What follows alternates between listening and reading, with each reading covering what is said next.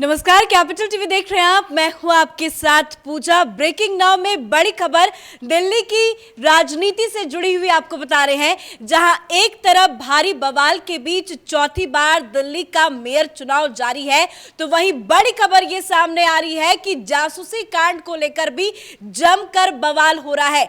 दरअसल गृह मंत्रालय ने सीबीआई को केस चलाने की मंजूरी दे दी है, जिसको लेकर आम आदमी पार्टी भारी बवाल कर रही है। तो वहीं मनीष सिसोदिया ने क्या ट्वीट किया है वो आपको सबसे पहले दिखाते हैं। देखिए, जैसे ही ये खबर सामने आई कि गृह मंत्रालय ने सीबीआई को केस चलाने की मंजूरी दे दी, तो वैसे ही मनीष सिसोदिया ने ट्वीट करके लिखा है कि अपने प्रतिद्वंदियों पर झूठे केस करना एक कमजोर और कायर इंसान की निशानी है।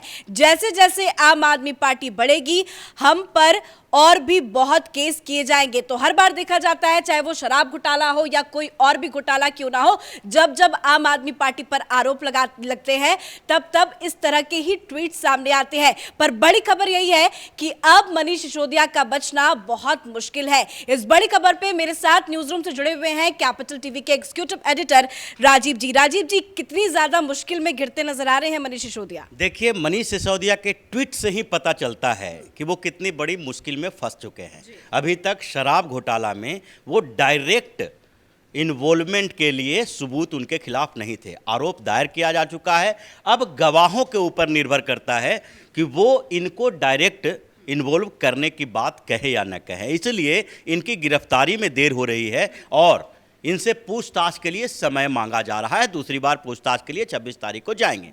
लेकिन जहां तक इस जासूसी कांड की बात है, उसमें तो डायरेक्ट मनीष सिसोदिया और अरविंद केजरीवाल दोनों ही जुड़े हुए हैं। लेकिन चूंकि अरविंद केजरीवाल सीएम हैं और मनीष सिसोदिया के पास ही ये विजिलेंस डिपार्टमेंट था जिसके तहत फीडबैक यूनिट बनाया गया था, इसलिए सारी की सारी जिम्मेदारी मनीष सिसोदिया की है। ऐसे खबर ये भी है और सीबीआई ने ये बताया है कि जो लोग फीडबैक यूनिट में थे वो सारे के सारे मनीष सिसोदिया के बदले अरविंद केजरीवाल को बताया करते थे।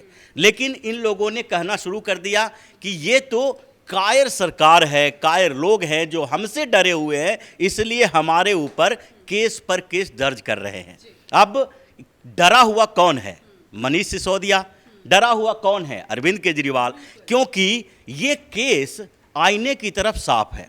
जिस तरीके से इसमें एक के बाद एक करप्शन के भी चार्जेस लगे हैं और दूसरी तरफ जासूसी के भी चार्ज लगे हैं।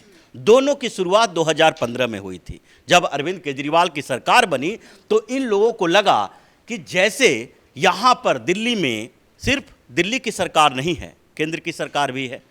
तो केंद्र की सरकार के अंतर्गत मिनिस्ट्री आते हैं।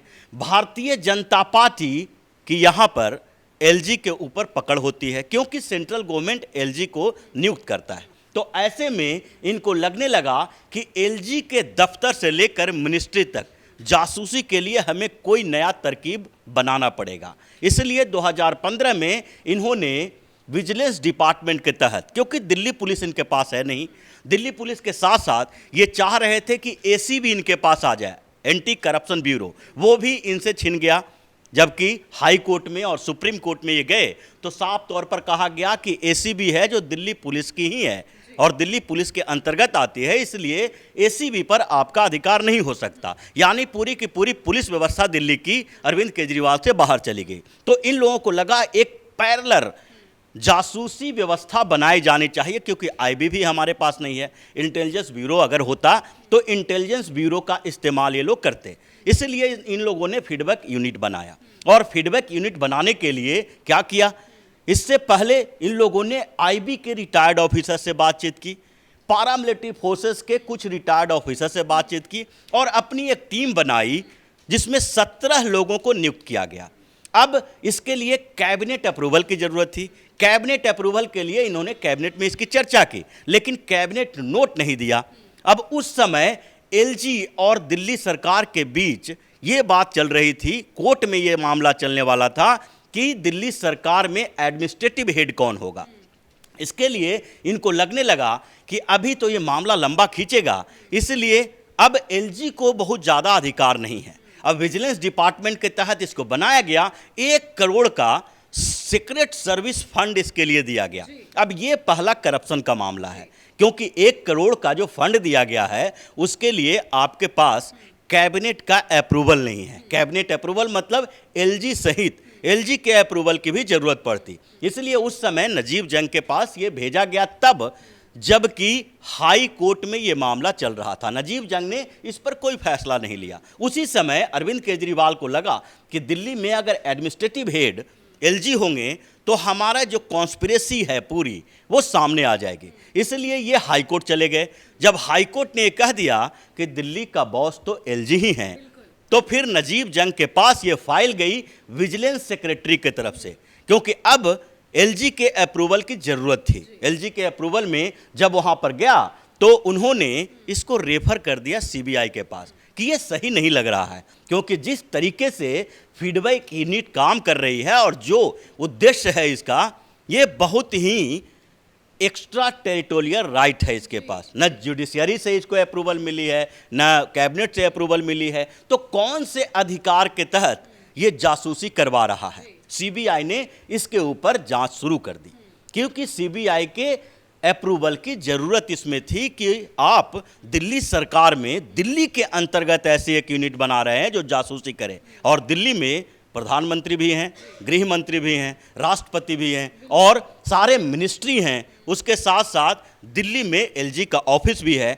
और नजीब जंग ने साफ तौर पर कहा था कि ये जिस तरीके का यूनिट काम कर रहा है वो ये दिल्ली वालों के लिए खतरनाक है। अगर कोई अरविंद केजरीवाल के खिलाफ बोलता है उसके फ़ोन टेप किए जाएंगे, अगर कोई दिल्ली सरकार के खिलाफ बोलता है तो उस पॉलिटिकल पार्टी के ऊपर सर्विलांस रखा जाएगा, अगर मिनिस्ट्री जो दिल्ली के अंदर है, केंद्र की मिनिस्ट्री, वो वहाँ से कुछ इनको निकालना है तो उसके लिए जासूसी करेंगे। इसलिए वहाँ से ही ये मामला चला। और अरविंद केजरीवाल ने उसके बाद भी, जबकि उपराज्यपाल के तरफ से इनको अप्रूवल ही नहीं मिला, तो उस समय के बाद भी 2016 के बाद ये कैसे चलाते रहे।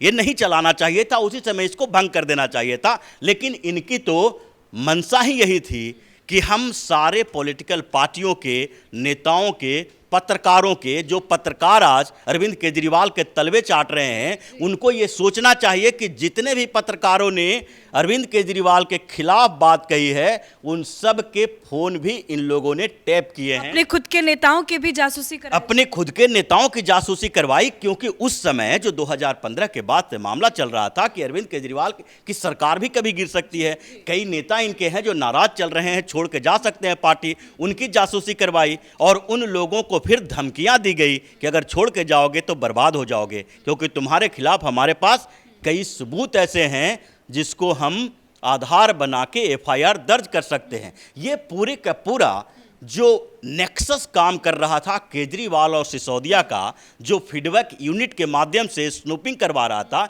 ये इतना बड़ा अपराध है कि इसके लिए माफ नहीं किया जा सकता। राजीव जी, अब आगे क्या होगा? सरकार ने तो मंजूरी दे दी केस चलाने की, अब केस दर्ज होगा, आगे कार्रवाई भी तो होगी। देखिए, केस दर्ज होना ही है अब, क्योंकि होम मिनिस्ट्री की तरफ से मिल गया। एलजी ने पहले ही दे दिया था, एलजी ने प्रेसिडेंट के पास भेजा, होम मिनिस्ट्री के थ्रू होम मिनिस्ट्री ने कह दिया कि नहीं, केजरीवाल और सिसोदिया के खिलाफ मामला दर्ज करो, यानी कि मेन सिसोदिया के खिलाफ मामला दर्ज होना है, क्योंकि विजिलेंस डिपार्टमेंट उसके पास है। अब सीबीआई के पास पहले से ही अच्छे खासे सबूत हैं, क्योंकि इसमें सबूत के बिना ये आगे सीबीआई नहीं बढ़ा है।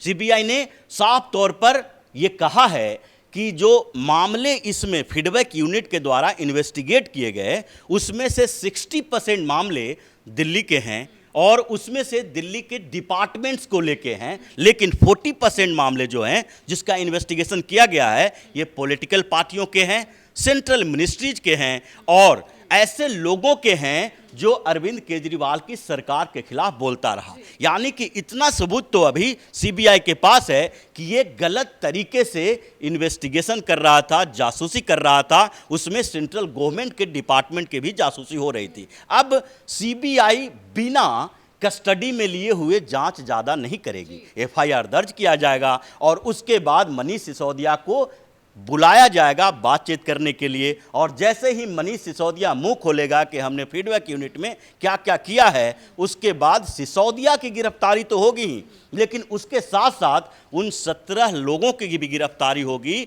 जो फीडबैक यूनिट में काम कर रहे थे। उनसे पूछा जाएगा कि आप किस आधार पर किसी मिनिस्ट्री की जासूसी कर रहे थे। तो ये सारा मामला साफ है कि मनीष सिसोदिया को अब इस मामले में जल्द ही गिरफ्तारी तय है। और उसके साथ साथ जो शराब घोटाले में जांच होगी 26 तारीख को, उसमें भी इनकी गिरफ्तारी होगी। यानी कि लंबी कस्टडी लेगी सीबीआई और ईडी के टीम। उसके बाद मनीष सिसोदिया अब उसी तरीके से जेल में रहेंगे जैसे सत्येंद्र जैन हैं। और फिर अरविंद केजरीवाल इनके लिए भी कहेंगे कि फंसाया गया है और ये उप मुख्यमंत्री पद से इस्तीफा नहीं देंगे। ये स्थिति बनेगी। धन्यवाद अपडेट के लिए। तो मनीष सिसोदिया का बचना बिल्कुल भी मुश्किल है, क्योंकि एक तरफ वो शराब घोटाले में फंसे हुए हैं जहां पे उन्हें समन करके दूसरी बार 26 तारीख को बुलाया है, वो 26 तारीख को पेश होंगे। तो वहीं दूसरी तरफ जासूसी कांड में बुरे तरीके से फंस गए हैं मनीष सिसोदिया।